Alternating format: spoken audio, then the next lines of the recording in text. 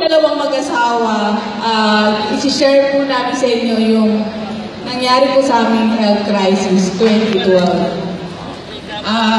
Background lang po ng konti, we work at the hospital. Siya po ay isang finance manager, accountant po siya by profession. Ako naman po, purchasing officer sa Bernardino Hospital, sa Navaliches po. January 2012, he was diagnosed of stage 4 laryngeal cancer. Ang slide po. Yung picture po yan, 4 months before, bago siya na-diagnose. Ibig sabihin po, meron na tayong nangyayari sa lalamunan, hindi pa natin nalalaman, walang symptoms. Wala kang nakikitang nararamdaman whatsoever. Ang ironic pa doon, we both work at the hospital. Libre ang check-up. Libre as in libre kasi almost siya 15 years that time, ako 13 years. So, ang cancer nadidinig natin, di ba? Pero pag nasa atin na, iba na yun. Kasi we pity for the person na may cancer. Pero pag nasa iyo na yung cancer, eto na yun. Mahirap tanggapin. Mahirap isipin, totoong may cancer, di ba? Nakakaiyak sobra kasi ang hirap tanggapin. Ang lalamunan daw niya, malapit na magsara. Eventually, magsasara na buong lalamunan. Nakita lang na merong konting doon, yung pala, lumagpas na siya sa bones. Lumagpas na siya sa bones. Pwedeng ano siya, ibig sabihin nun, lumagpas na sa bones. Yan po, you were required for the procedure. Yan po ang mga procedure namin. The CT scan and the biopsy. Ang CT scan biopsy, ano na lang po, parang confirmation ng science. Pero ang doktor, sabi sa amin that time, end stage. Sabi ko, anong end stage? May letter R ba? May letter P? Hindi. Sabi niya, letter N? Hindi. Ibig sabihin, din. End stage, the end. Sabi ko, wala man lamang choices na iba. Tapos sabi niya, magpo-procedure na. Sabi niya, cancer ako. Wala man lamang akong iinumin. Precisely, kasi walang gamot si cancer. So, anong choices? Wala, di ba? Kami, we were advised to have the CT scan. So, ang CT scan, magpapatunay lang talaga na totoo lahat na may cancer na nga. Nag-uusap talaga kami, eto na talaga yun. Nakakaiyak kasi parang nanonood kayo na maalala mo kaya. Kaya lang, kayo yung pinapanood nyo, di ba? Wala kang ibang gagawin, kundi susundin lang. Ito mga laboratory na to, para malaman kung ano gagawin protocol. So, after nun, we were advised for another hospital. Para mag-refer kami sa isang hospital naman. Nagpunta naman kami sa capital kasi ang advice sa kanya ay mula dito hanggang doon, tatanggalin ng bukol. Parang manok, gigilitan, tatanggalin ng buong lalamunan. And lifetime, dito ka nakakain sa peg, sa tiyan. So, paano yun, di ba? Paano yun? Paano pag umorder ka? Sabihin mo, paki-blender nga po ito, di ba? Hindi na, di ba? So, ang prayer natin, yan po yan. Ang prayer natin ay, paano gagawin namin? Pero kailangan namin mag-decide. So, the doctor says, another option, the option B, uunahin ng radiation chemo, but after radiation chemo, ganun pa rin, gigilitan pa rin daw ang leg. Tatanggalin ang buong lalamunan. Kasi palilitin lang daw.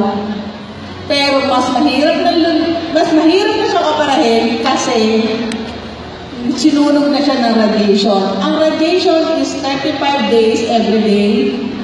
6 session of chemotherapy. Sa lung center ng radiation, sa heart center ang chemotherapy. Pinagtabi ko na yung hospital. Yan po ang itsura niya noong first chemo day. Sa lung center po yan. Sa heart center po ang first chemo day. So, dumating po ang pagkakataon na yun po ang binigay sa amin ni Lord. Piliin namin ang option B. After nun, ayan po, after biopsy, ibig sabihin, kumuha po ng tissue sa loob. Mas lalo pa po siyang lumaki. Ni laway, ni tubig, hindi na po nakakapasok. As in, wala na po.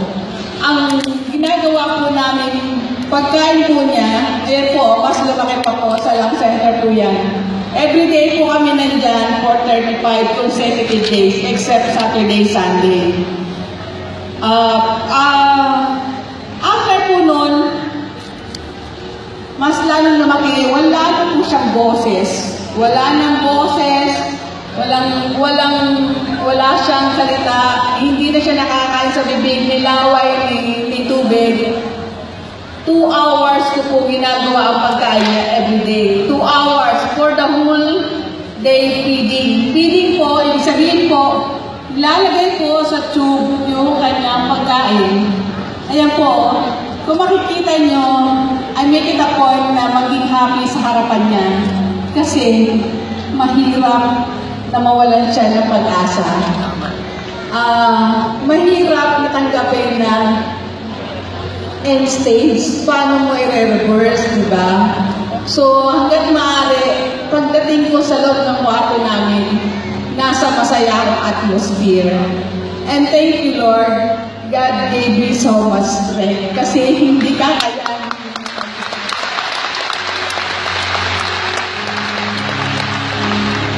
Yan po, mga 50 with her sister, dumala po sa amin sa heart center. Kung mapapansin niyo po, very black na ang kanyang part ng lalamunan. Kasi po, sunog na siya. Sunog na. Hindi na siya gano'ng nakaka-react. NR po, no reaction. Hindi ko alam, ayoko tanongin kung masakit kung sa ano man. Yan po, ang nangyari po, after na po lahat ng procedure. Nasunog, and yet, malaki pa ang bukol sa labas. So, hindi namin alam kung gaano kalaki ang bukol sa loob. Ano po ang yan? Meron po video yan. Ito po ang first video na makikita nyo kung paano po ang lalamunan nagkakaroon ng bukol. Hindi natin iisipin ang lalamunan nagkakabukol pala. So, yung mga nag-i-smoke po dito, beware po. Possible po. Marami for sure. Yan po ang isang daw pong dahilan. Smoking and drinking so much. Although hindi naman po siya gano'n ka-heavy, but possibly bumagsak ang immune system. We all have the cancer cells. Kung makikita niyo siya, ano na po yan? Second, may first video po. May first video siya. Na makikita ang bukol po sa lalamunan. Yung bukol po na halos punong-puno na po. Halos punong-puno na po yung kanyang lalamunan. That's the first video. Ito po, February 1 po ito ginawa. Bago lahat po ng treatment. So, pinapasok po yung optic camera ng laryngoscopy po sa ilong, patungo po sa lalamunan. So, kung makikita nyo, yan, madilim. Hindi na po nakikita ang esophagus. Yung esophagus po, pinapasukan ng pagkain natin sa bibig. Kung di ba, ang galing nila. Kita nyo, para siyang may mga nana. Di ba? Nakakatakot. After that video, talagang nakakaiyak, di ba? Hindi mo alam kung ano dapat namin gawin. Lord lang, Lord, ikaw na ang bahala sa amin. Ikaw na ang bahala mag-guide sa amin. Then we decided to start the radiation chemo. Yan na po yun. So natapos po, radiation chemo, that's the end. yan po, stop the video. Nung matapos mo ang radiation chemo, 35 days and 6 session chemo, the medical oncologist advised us for another cycle chemo. Nagalit siya, chemo na naman, di ba nag-chemo na ako? And this time, it's a target therapy. Target therapy, ginagamit na raw dito sa Southeast Asia, but not yet in US. But is target therapy that costs 165,000 per session. Sabi sa amin ni Dr. Hernandez, magpahinga lang muna siya, magpalakas. Paano lalakas kaya? Wala na siya noon, wala na siyang reaction. Payat na, nagmukha na siyang lolo. So, paano? Nagpunta ko ulit sa hospital where I work kasi ang owner ng hospital is also my cousin. Sabi ko, we were advised for another cycle chemo. Paano yun? Sabi ko ganun, pag nag-chemo to, baka pangalawa pa lang, tumirma na to.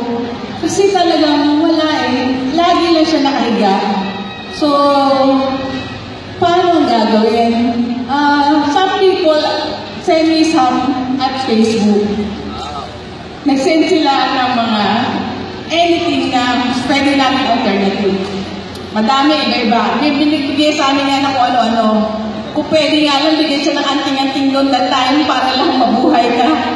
Pero talagang mahirap i-reverse eh. Kahit ang doktor nagsabi sa amin, napakahirap nito. Pero pag napili niyo yung tatanggalin na Laguna, bibigyan ka ng support group. Support group, yung ba kailangan natin that time, diba? And then, nangyari na nga, nag-meet po kami sa SM through friend ni Dr. Lori de la Cruz. Sinyal na po ang C24/7. That time, wala kami nasa isip kundi gumawa ng ibang paraan. Something to do rather not doing anything.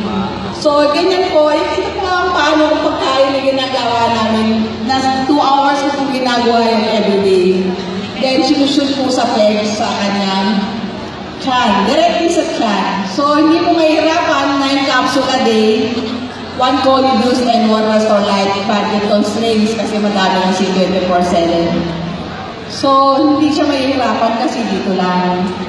So, yun yun, after 2 months and 1 week, we are advised to have another laryngoscopy. Ayaw pa niya, natatakot siyang makita ulit yung bukol sa lalamunan.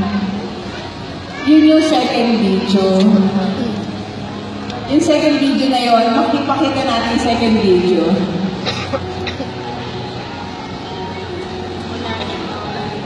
Wala na.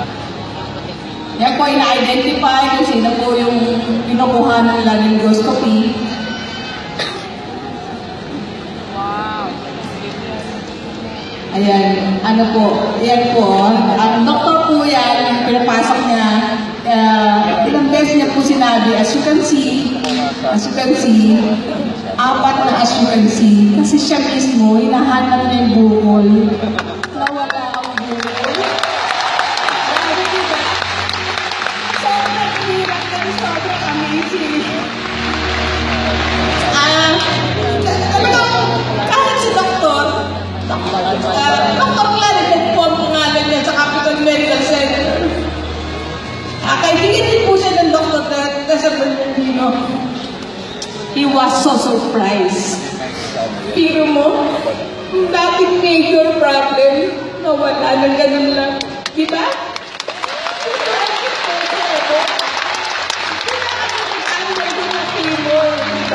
Nag-under ng chemo. Ayun na yun. Ayan, nahawakan niya na po. Yung feeding niya, nahawakan niya. Dati po, for so many months, hindi niya po yung nahawakan kasi nahilang-kahila siya. Ayan, oh, meron ka na nakikita ng happy niya sa mukha niya. Meron na siya nakikita ang pag-asa. Diba? Kasi 24/7. Ayan.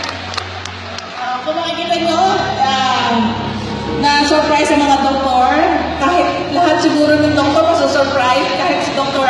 na-surprise na hindi daw po pwedeng from maganda ay from pangit po maganda. Pero yun po talaga binigay ni Lord. Nakakapagpasalamat ng Lord na we take the risk.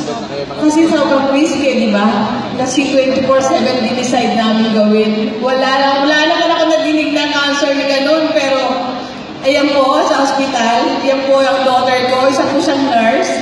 Siguro dahil taga-hospital naman ako sa admin office, tinatanong lang nila ano daw yung pinibigay ko. Sabi ko, food supplement lang yan. So they don't mind. But just to say, yan po yung still picture. From bumol to wala na.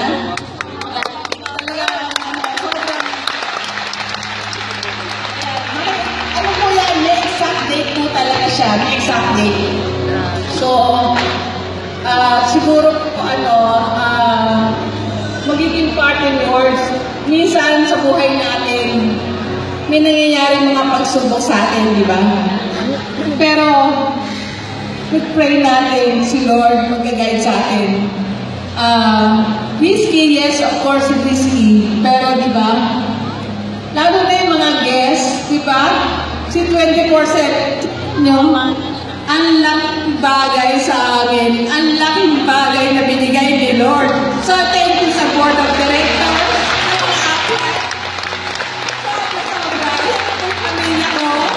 Yan po kami, dalawang anak namin. Yan po si Dr. Claridad ng Capital Medical Center.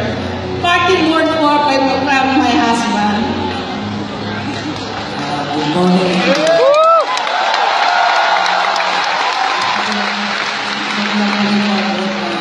Napaganda ng ating proseso. Sana maging inspirasyon ito kaya din sa mga sakit na di ba nasa ating ating pinanasakit. Na kaya stage mo ito. Meron po tayo na sa proseso na pwedeng makalakas sa atin. Maraming po salamat. Napapasalamat po ako sa kanya sa Panginoon. Siyempre sa aking may bahay na nagtsagat po